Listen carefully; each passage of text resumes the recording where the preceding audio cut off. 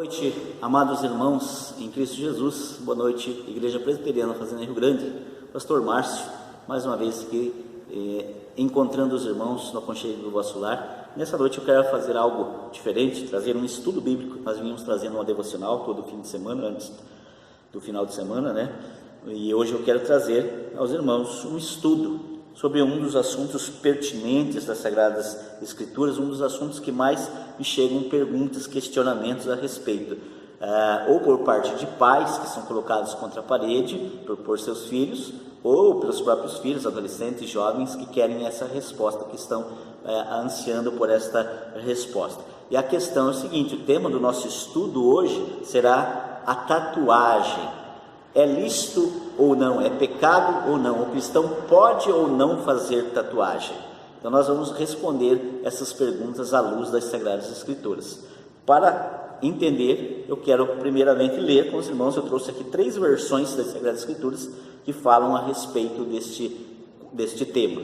Então, primeiramente, nós precisamos ter em mente que a Bíblia só se refere uma única vez a esse termo tatuagem, como uma lei, um mandamento, um ensino, né, a respeito disso. Está lá no Antigo Testamento, em Levítico. Não estamos autorizados a usar o texto lá de Apocalipse, com muitos até em tom de brincadeira, talvez até em tom de chacota, diz assim: mas Jesus tem tatuagem, porque o texto de Apocalipse diz que ele tem tatuado na coxa, Rei dos Reis e Senhor dos Senhores. Não faça essa brincadeira, nem de brincadeira use esse texto, porque não tem verdade nenhuma explícita nele. Precisa ser feito uma exegese e uma hermenêutica muito apurada para entender esse texto, e quem o faz sabe que não tem nada a ver com tatuagem aquele texto, mas isso é assunto para um outro estudo. Então o texto que nós vamos trabalhar é o texto de Levítico 19, verso 28. Na Almeida Revista e Atualizada, ele diz o seguinte para nós: pelos mortos não ferireis a vossa carne, nem fareis marca nenhuma sobre vós. Eu sou o Senhor. Uma outra tradução que eu li, ela dizia assim: não imprimireis sobre vós marca nenhuma, eu sou o Senhor. Essa outra tradução que eu tenho aqui, também muito tradicional, ela vai dizer para nós o seguinte: não façais incisões em vossa carne por um morto, nem corteis vosso corpo com tatuagem. Eu sou o Senhor. Outro texto, já na linguagem internacional, nova linguagem internacional, ele vai dizer para nós o seguinte: não façam cortes no corpo por causa dos mortos, nem tatuagens em si mesmos. Eu sou o Senhor. Então, fator primordial a se analisar: não vamos colocar palavras no texto que o texto não diz, não vamos dizer o que o texto não está dizendo.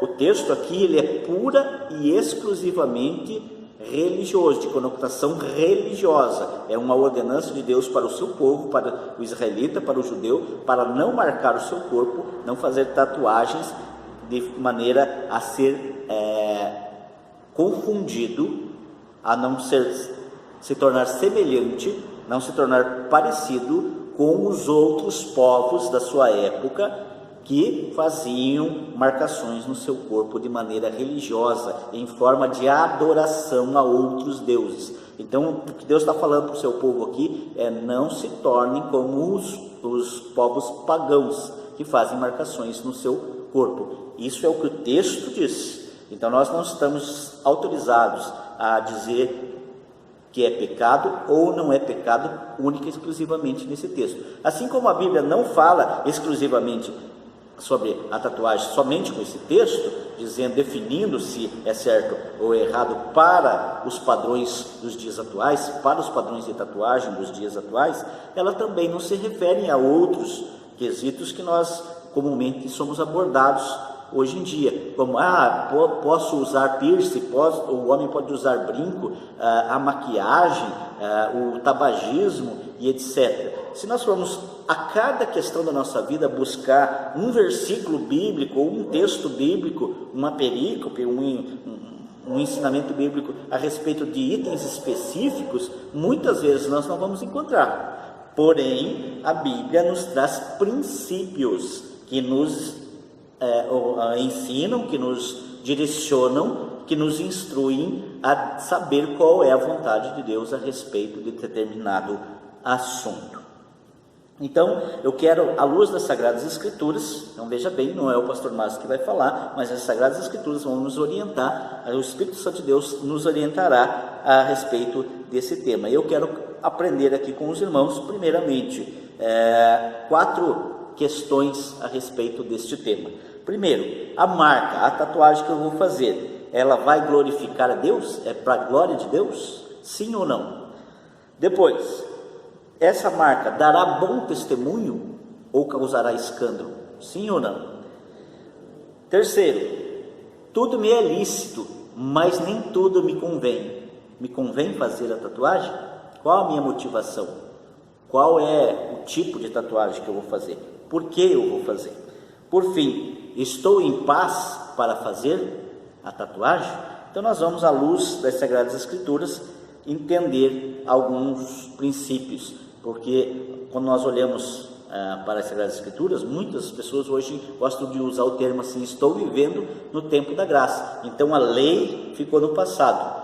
Então nós não estamos vivendo sob o regime da lei, estamos vivendo sob a graça de Cristo. Mas os princípios da lei, princípios morais, princípios que Deus deixou ali para nós seguirmos, esses princípios, em nenhum momento eles foram abolidos pelas Sagradas Escrituras, em nenhum momento foram abolidos por Cristo nosso Senhor. Pelo contrário, eles permanecem vivos e são eficazes para a vida do cristão nos dias atuais. Então vamos lá, nós vamos primeiramente lá no texto de 1 Coríntios, eu marquei os textos para ficar mais fácil, mais rápido para nós. Nós vamos lá em 1 Coríntios, capítulo 6, no verso 20, para estudarmos esse texto. 1 Coríntios, capítulo 6, o verso 20. Eu marquei vários textos para nós estudarmos, e um deles, 1 Coríntios 6, verso 20. Ele diz assim: porque fostes comprados por preço, agora, pois, glorificai a Deus no vosso corpo. Então, aqui o contexto que o apóstolo Paulo está trabalhando, ensinando coisas práticas da vida prática, como falando sobre impureza, falando sobre santidades, falando sobre coisas que são lícitas para o ser humano, para o homem cristão, para a mulher cristã. E ele termina, o capítulo 6 dizendo assim: fostes comprados por preço real, preço do sangue de Cristo. Agora, pois, glorificai a Deus com o vosso corpo. O que o apóstolo Paulo está nos dizendo? Que tudo que nós vamos fazer, nós precisamos pensar nisso. É para a glória de Deus? Vai glorificar a Deus? Deus será honrado? Deus será glorificado com isso? Deus será adorado com isso? Ou pelo contrário? Continuando ainda, aqui nós vamos encontrar um pouquinho mais à frente desse texto que nós encontramos aqui em 1 Coríntios. Esse eu não tinha marcado, mas me veio à cabeça agora. É 1 Coríntios capítulo 10. 1 Coríntios capítulo 10, verso 31, se eu não me engano. Deixa eu só conferir aqui. 1 Coríntios capítulo 10, verso 31. Diz assim: portanto, quer comais, quer bebais, ou façais outra coisa qualquer, fazei tudo para a glória de Deus. O contexto aqui é da liberdade cristã. Paulo está falando sobre a comida sacrificada ao ídolo, mas ele também fala sobre o nosso corpo, apresentar o nosso corpo a Deus para a glória de Deus. Ele diz assim: qualquer coisa, portanto, quer comais, quer bebais, ou façais qualquer outra coisa, façam tudo para a glória de Deus. Então você, meu querido irmão, minha querida irmã, jovem, adolescente, ou pai que quer orientar o seu filho, sua filha a respeito da tatuagem, a primeira pergunta que você deve fazer, ou para si mesmo, ou levar os seus filhos a perguntar: isso que você quer fazer é para a glória de Deus? Essa é a motivação? Segunda pergunta: que desenho que você vai fazer? Esse desenho aí, nós lemos ali no Antigo Testamento, tinham desenhos lá que levavam a adoração a outros deuses. Esse desenho tem uma conotação religiosa? Não tem? Nós sabemos que no contexto brasileiro isso está muito presente, né? Que tipo de desenho é esse? Qual a motivação? Por que você quer fazer? É só um modismo? É porque os amigos, os colegas estão fazendo? Porque todos os seus conhecidos fazem? Isso pode ser errado. Agora, no momento, pode ser uma coisa boa, parecer bom aos olhos teus. Mas daqui a 1 ano, 2 anos, talvez não pareça mais. E a tatuagem ainda quase que definitiva. Nós sabemos que tem métodos de remoção, mas são extremamente caríssimos e doloridos, tanto quanto a primeira vez que se faz.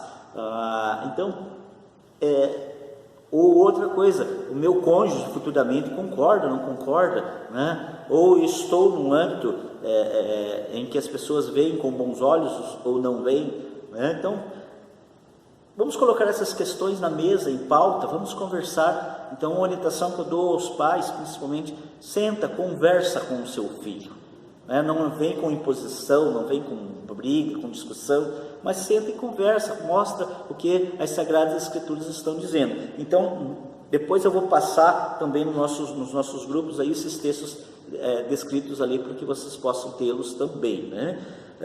Então, a primeira coisa que nós encontramos ali é para a glória de Deus. Deus será glorificado, Deus será exaltado nesse meu ato, nessa tatuagem que eu pretendo fazer, que eu quero fazer, o que um colega meu vai fazer, o que o meu filho quer fazer, né? Então isso é para a glória de Deus, né? Nosso corpo deve ser apresentado para a glória de Deus, como nós lemos ali no capítulo 6, no verso 20, né? Fostes comprados por preço, agora pois glorificai a Deus no vosso corpo. No vosso corpo não é apenas a tatuagem, mas em tudo que nós fazemos, a forma como nós olhamos as pessoas que estão à nossa volta, a forma como nós ouvimos e pré-julgamos ou julgamos as pessoas, as falas das pessoas, a forma como nós agimos com as pessoas. Isso é para a glória de Deus ou não é? Eu quero me apoiar ainda num outro texto, que é o texto de Mateus 18, onde Jesus diz assim: qualquer, porém, que fizer tropeçar um desses pequeninos que crê em mim, melhor lhe fora que lhe pendurasse ao pescoço uma grande pedra de moinho e ele fosse afogado nas profundezas do mar. Ai do mundo por causa dos escândalos, porque é inevitável que venham escândalos, mas ai do homem pelo qual vem o escândalo. Portanto, se a tua mão ou teu pé te faz tropeçar, corta-o e lança-o fora de ti. Melhor entrares na vida manco ou aleijado, do que tendo 2 mãos ou 2 pés, sendo lançado no fogo eterno. Se um dos teus olhos te faz tropeçar, arranca-o e lança-o fora de ti. Melhor é entrares na vida com um só dos teus olhos, do que tendo 2 e seres lançado no inferno de fogo. Então nós precisamos analisar as questões, nós precisamos analisar à luz das Sagradas Escrituras. Isso, eu estou glorificando a Deus com o meu corpo, com o que eu faço, com o que eu deixo de fazer, com o que eu falo, deixo de falar, com o que eu vejo, com a forma que eu vejo, ouço, etc. Então, uma questão a ser analisada. Então, é para a glória de Deus? É a primeira pergunta que nós respondemos, né? A Bíblia nos leva a questionar isso. A segunda questão é: dará bom testemunho? Dará bom testemunho ou será escândalo? Partimos desse texto aqui, né? Qualquer, porém, que fizer tropeçar uns pequeninos que creem em mim, melhor que lhe fora que lhe pendurasse ao pescoço uma grande pedra de moinho e fosse lançado nas profundezas do mar. Quando o apóstolo Paulo diz: tudo me é lícito, mas nem tudo me convém, ele está orientando também a respeito das coisas sacrificadas aos ídolos, né? E ele diz assim: se nós, talvez uma coisa que nós estamos fazendo não é pecado em si, no ato, mas se eu levo o outro a pecar por aquilo que eu estou fazendo, se torna pecado para mim. Então, tudo me é lícito, mas nem sempre isso me convém fazer. Então, a motivação dessa tatuagem, desse tema aqui, dessa marcação que eu vou fazer, vai levar o outro a tropeçar? De repente eu estou inserido num contexto em que eu vou levar o outro a pecar. Nós estamos falando em vida de igreja. De repente, em nossa igreja, existem pessoas que não concordam, que veem com maus olhos, ou que acham, talvez até mesmo por não se aprofundar nas Sagradas Escrituras, num conceito, elas já têm um conceito pré-estabelecido de que é pecado Então eu vou levar o outro a me julgar, vou levar o outro a pecar, o outro ter ira por mim, por um ato que eu vou fazer. Então assim, algumas pessoas dizem assim, mas a vida é minha, eu não tenho que dar satisfação a ninguém, se for pecado, o pecado é meu, eu não tenho que me preocupar com os outros. O que nós estamos lendo aqui, o Senhor Jesus nos orientando, que nós não devemos levar o outro a pecar pelo escândalo, uma motivação de escândalo que nós causamos, né? Então nós precisamos ter isso bem nítido nas nossas vidas. E ainda esse texto que nós estávamos lendo ali de Coríntios 10, ele vai dizer ainda para nós assim o seguinte: se dá bom testemunho ou causa escândalo, né? Coríntios 10, verso 32 e o verso 33, eles falam assim: não vos torneis causa de tropeço, nem para judeus, nem para gentios, nem tampouco para a igreja de Deus. Então veja que o apóstolo Paulo, direcionado pelo Espírito Santo, instruído pelo Espírito Santo, coloca todo o contexto de povo de Deus aqui. O judeu, que é o povo de Deus desde o Antigo Testamento, o grego, que está sendo colocado aqui, agregado ao povo de Deus também, né, os gentios, né, os gregos, os gentios, e nem tampouco para a igreja já estabelecida, o povo que já se faz igreja ali. Então eu vou ser causa de tropeço, eu vou levar o outro a pecar por me julgar, por estabelecer conceitos. Ele diz, não façam isso. E veja que o título, aqui nós sabemos que o título não é inspirado, mas o título diz assim, os limites da liberdade cristã, né? E ele diz assim no verso 23, todas as coisas são lícitas, mas nem todas convêm, todas são lícitas, mas nem todas edificam, né? Então não podemos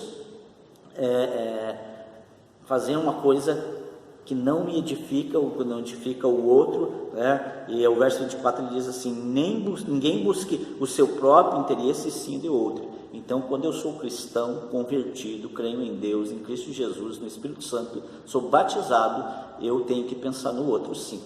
Não é mais olhar para o meu próprio umbigo e achar que as coisas se resumem a mim mesmo. Eu tenho que pensar no outro, tenho que pensar na igreja também, tenho que pensar naqueles que estão à minha volta. Quero compartilhar ainda um outro texto que é no mesma carta aos Romanos, capítulo 8, versos 9 a 13, que diz assim, vede, porém, que essa vossa liberdade não venha de algum modo a ser tropeço para os fracos. Porque se alguém te vir a ti, que és dotado de saber à mesa em templo de ídolo, não será a consciência do que é fraco induzida a participar de comidas sacrificadas a ídolos? E assim, por causa do teu saber, perece o irmão fraco, pelo qual Cristo morreu. E deste modo, pecando contra os irmãos, golpeando-lhes a consciência fraca, é contra Cristo que pecais. E por isso, se a comida serve de escândalo a meu irmão, nunca mais comerei carne, para que não venha escandalizá-lo. Então veja que aquilo que eu falei sobre princípios, Paulo está falando sobre acerca de coisas sacrificadas a ídolos, as carnes, as comidas. Mas tem um princípio aqui dentro que nos rege para as nossas vidas. Não é só sobre a carne que ele está falando, mas tem um princípio inserido que nos ensina que nós não devemos levar o outro a pecar, né? Mesmo o outro pela fraqueza ou pelo desconhecimento das Sagradas Escrituras, ou aquele que é novo convertido, neófito, ainda não aprendeu tudo que deveria aprender, não pode ser levado a tropeçar por conta disso, né? Então, dará bom testemunho é algo bom, é algo que edifica, né? É algo que traz a boa consciência a todos. E ainda, dentro desse tema de testemunho, eu quero compartilhar ainda Romanos 14, versos 13 ao verso 20, diz assim, não nos julguemos mais uns aos outros, pelo contrário, tomai o propósito de não pôr de tropeço ou escândalo ao vosso irmão. Eu sei, estou persuadido no Senhor Jesus de que nenhuma coisa é de si mesma impura, salvo para aquele que assim a considera, para esse é impura. Se por causa da comida o teu irmão se entristece, já não anda segundo o amor fraternal. Por causa da tua comida, não faças perecer aquele a favor de quem Cristo morreu. Não seja, pois, vituperado o vosso bem, porque o reino de Deus não é comida nem bebida, mas justiça e paz e alegria no Espírito. Aquele que deste modo serve a Cristo é agradável a Deus e aprovado pelos homens. Assim, pois, seguimos as coisas da paz e também da edificação de uns para com os outros. Não destruas a obra de Deus por causa da comida. Todas as coisas, na verdade, são limpas, mas é mal para o homem comer com escândalo. É bom não comer carne, nem beber vinho, nem fazer qualquer outra coisa. Com teu irmão, outra coisa com que teu irmão venha a tropeçar, ou se ofender, ou se enfraquecer. Então veja a contundência desse versículo. É bom não comer carne, nem beber vinho, nem fazer qualquer outra coisa com que teu irmão venha tropeçar, ou ofender, ou se enfraquecer. A fé que tenha para ti mesmo perante Deus. Bem-aventurado é aquele que não se condena naquilo que aprova. Bem-aventurado é aquele que não se condena naquilo que aprova. Mas aquele que tem dúvidas é condenado se comer, porque o que faz não provém da fé, e tudo o que não provém da fé é pecado. Então coloca a luz das Sagradas Escrituras, coloca em oração as decisões que você vai tomar a respeito desse tema. E se tiver paz no teu coração, se tiver fé no teu coração, não houver dúvidas, aí você está em paz com Deus. Havendo dúvidas, ore mais. E pese muito bem esse versículo. É bom não comer carne, nem beber vinho, nem fazer qualquer outra coisa com que teu irmão venha tropeçar, ou se ofender, ou se enfraquecer. É um ponto-chave aqui, né? Então eu falei sobre vai glorificar a Deus, dará bom testemunho ou dará escândalo, né? Nem tudo me é lícito, tudo me é lícito, mas nem tudo me convém. E por fim, a motivação principal, respondendo aqui agora especificamente para filhos que respondem aos seus pais. A palavra de Deus nos diz, filhos, a palavra de Deus nos diz que nós devemos honrar os nossos pais. Então, se o seu pai, se a sua mãe, se os seus pais são contra, não faça contra a vontade deles. Seja você de menor, você depende deles para assinar o papel para fazer. Sendo de maior, você não depende deles mais para fazer. Mas eu te aconselho a não fazer contra a vontade deles. Porque a palavra de Deus nos diz que nós devemos honrar os nossos pais. E ela não diz enquanto formos menores de idade, mas honrar pai e mãe para que se prolongue os nossos dias na terra. Não importa se eu tenho 5 anos, se eu tenho 60 anos. Outro dia eu vi um vídeo, lá dos Estados Unidos, um senhor, se eu não me engano, de 90 e alguma coisa, 93, 94 anos, na corte, porque tinha que responder por uma multa de trânsito. Ele havia superado ali um pouquinho o limite de velocidade. Respondeu para o juiz que ele estava levando o filho dele, veja bem, o filho dele ao médico por problemas de saúde. E o filho dele estava sentado na tribuna. E o filho dele, passando mal, o pai foi levar ao médico. E o pai cuida do filho até o final de sua vida. O filho deve honrar o seu pai. O filho deve amar o seu pai e sua mãe, independente da idade. Então, o outro texto que nós vamos ler aqui, para responder isso para você, Efésios 6, verso 1 diz assim: filhos, obedecei a vossos pais no Senhor, pois isto é justo. Honra teu pai e tua mãe, que é o primeiro mandamento, com promessa, para que te vá bem e sejas de longa vida sobre a terra. Então nós temos esse verso aqui que nos auxilia. É da vontade do teu pai e tua mãe, eles permitiram, estão acertados, estão alegres, estão felizes com isso? Agora a decisão é tua. Agora, se eles já disseram não quero, em nenhum momento, eu te aconselho a não fazê-lo, porque aí é pecado. Você está pecando porque você não está honrando o seu pai e sua mãe, está fazendo por rebeldia. E eu quero finalizar esse nosso texto aqui, esse nosso estudo, trazendo aqui ainda mais um texto que vai nos orientar.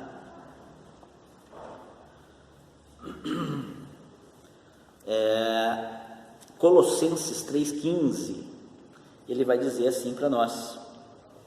Eu deixei ele marcadinho para ficar mais fácil no vídeo, ser mais rápido, né? Então, 3,15, ele diz assim para nós: seja a paz de Cristo o árbitro em vosso coração, o qual também fostes chamados em um só corpo, e sede agradecidos. Coloca em oração toda decisão a respeito desse tema. Coloca em oração, e se Deus, se Cristo Jesus trouxer paz ao teu coração, tu terás paz com Ele, terás paz com sua família, tu terás paz com seus filhos, com seus pais. Agora, se essa paz ainda não encheu o teu coração, essa paz que excede todo o entendimento, se ela não habitar no teu coração, não é hora. Então eu espero que Deus tenha te abençoado, assim como abençoou a mim nessa noite com essa palavra. E quero orar, agradecer a Deus nesse instante, pedir a bênção de Deus sobre a tua família. Oremos. Pai amado, Deus eterno e todo-poderoso, louvado, exaltado e glorificado seja o teu nome. Senhor, ser com as famílias da nossa igreja, ser com o teu povo espalhado pela face da terra, guarda-os, protege-os, supre em todas as suas necessidades, dá-lhes a luz do teu celeste ensino, luz do teu Santo Espírito, Deus, para orientar as decisões tomadas acerca desse tema que nós estudamos hoje, Pai. Assim nós oramos e assim queremos também te pedir que o Senhor fique com essas famílias e nós possamos, o mais breve possível, estar nos reencontrando para celebrarmos o amor de Cristo Jesus e glorificar teu nome em culto público. Assim nós oramos em nome de Jesus, teu Filho e Senhor nosso, hoje e para tudo sempre. Amém. Mas, irmãos em Cristo, a graça, a paz e o amor de Jesus Cristo seja com todos vós, com toda a igreja do Senhor, com todos os amados irmãos que acompanham a nossa igreja. Desejo a todos uma boa noite, um bom final de semana e até a próxima. Que Deus os abençoe.